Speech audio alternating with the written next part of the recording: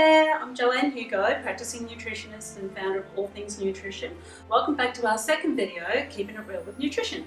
Okay, so it's December, it's Christmas time, it's my favourite time of the year. Are we doing a lot of Christmas shopping? Are we eating a lot of Christmas food?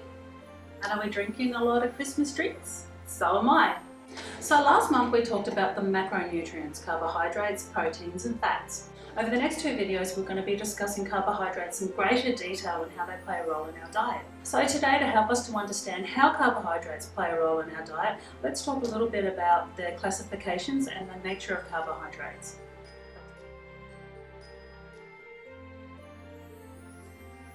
Let's start with the nature of carbohydrates and their basic fuels, starch and sugars. These two forms of carbohydrates occur naturally in plant foods. Starch that plants store for their own needs become fuel for humans who eat those plants. Because our bodies rapidly digest starch and sugars, they become a very quick energy food.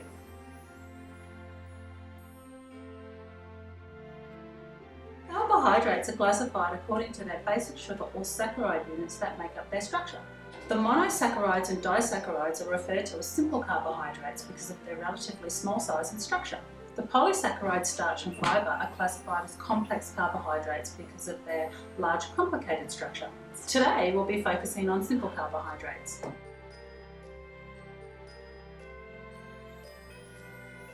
Monosaccharides or simple sugars are the simplest form of carbohydrates. The three monosaccharides important to human nutrition are glucose, fructose and galactose.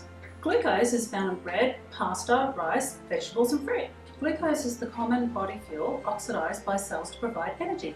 Glucose is supplied to the body directly from the digestion of starch. It can also be obtained from other simple sugars, which can be converted into glucose for immediate use or storage.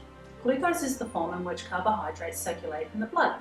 Normal fasting plasma glucose levels range from 3.9 to 5.6 millimoles per litre.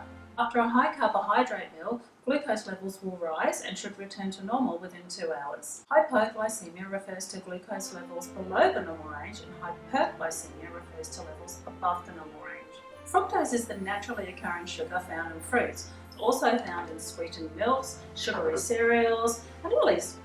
Fructose intake has escalated since corn syrup was introduced into food processing. High fructose corn syrup is the sweetener found in many mixed drinks such as soft drinks, fruit juices and also dessert mixes. In human metabolism, fructose is converted to glucose to be burnt for energy.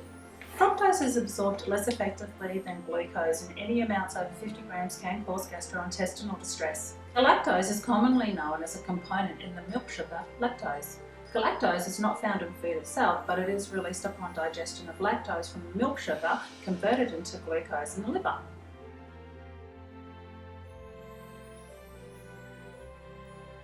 Disaccharides are double sugars made up of two monosaccharides linked together. The three disaccharides of physiological importance are sucrose, lactose and maltose. Sucrose is found naturally in fruits and vegetables, but usually in small amounts.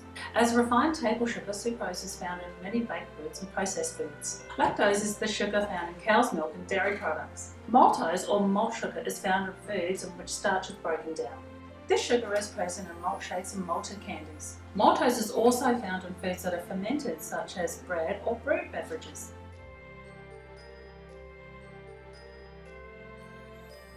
So what's the problem with simple carbohydrates?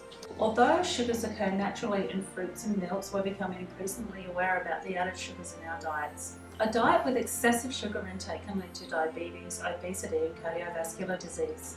For this reason, we need to be aware of sugars and syrups added to food and processing. Various sugars are added to foods such as pies, candies, cakes, biscuits and soft drinks. Unfortunately, nutrition labels do not distinguish between naturally occurring and added sugar. Sugar alcohols are other forms of carbohydrates with sweetening power. Sugar alcohols such as xylitol, mannitol and sorbitol occur in nature but are also used in the food industry. Foods in which sugar alcohol replaces sugar can also be labelled as sugar-free. These sweeteners are used in many low-fat foods like ice cream and baked goods. They're advertised as being artificially sweetened and lower in calories. At high intakes, these sweeteners can create abdominal distress and exert a laxative effect. Foods with these sweeteners are best used in moderation.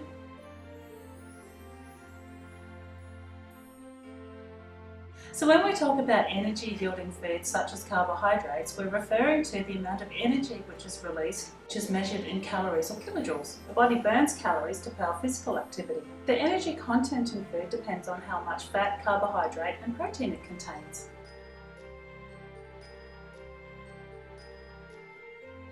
It is important to note that different people require different amounts of kilojoules or calories depending on their age, weight and physical activity.